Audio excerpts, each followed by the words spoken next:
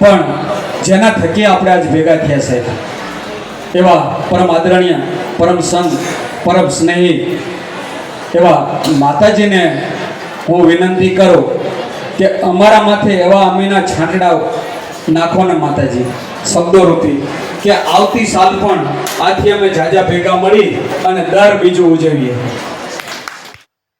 બોલે સદગુરુ ભગવાન કી જય, રામદેવજી મહારાજ કી જય, પરબના પીરની જય, સત્ય સનાતન ધર્મ કી.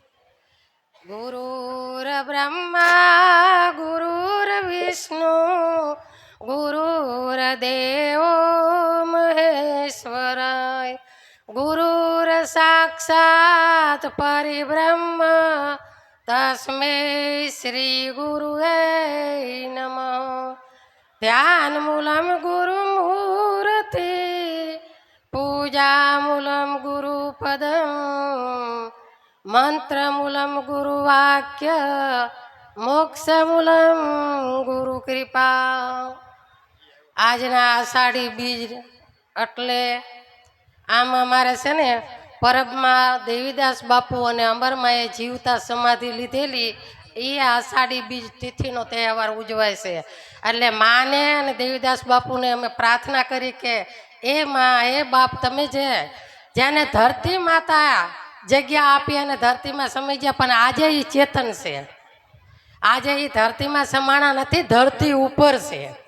અને એ ધરતી ઉપર રહે પરબના પીર આપની ઉપર દેવીદાસ બાપુ અમરમાં બધા એની ઉપર કૃપા કરે. રામદેવજી મહારાજની અસીમ કૃપા વરસે અને દરેક દાતાઓને ખૂબ ખૂબ ભગવાનમાં લક્ષ્મી આપે અને એવા સાર્થિક લક્ષ્મીને પવિત્ર લક્ષ્મી કરવા માટે એમને એવો ભગવાન અવસર આપે કે આવા ધર્મના અને સેવાના કાર્ય કરે. બધાને હું એ જ આશીર્વાદ આપું છું કે ભગવાન તમને બધાને સુખી રાખે, સમૃદ્ધ રાખે અને આરોગ્ય સારું રાખે. કાયમ માટે આવા ધર્મ સેવાના લાભ દરેક દાતાઓને ભગવાન આપે અને એ દાતાઓને ખૂબ ખૂબ મા લક્ષ્મી એના આંગણે પધારી અને સેવા ધર્મના કાર્ય કરાવે એવા અમારા સંતોના આશીર્વાદ અને દરેક દાતાઓને ખૂબ ખૂબ અભિનંદન પાઠવું છું. અને આ આષાઢી બીજનો પ્રસાદ બધા જ લઈને જજો, કારણ કે બધાની સેવાને હું વધાવું છું.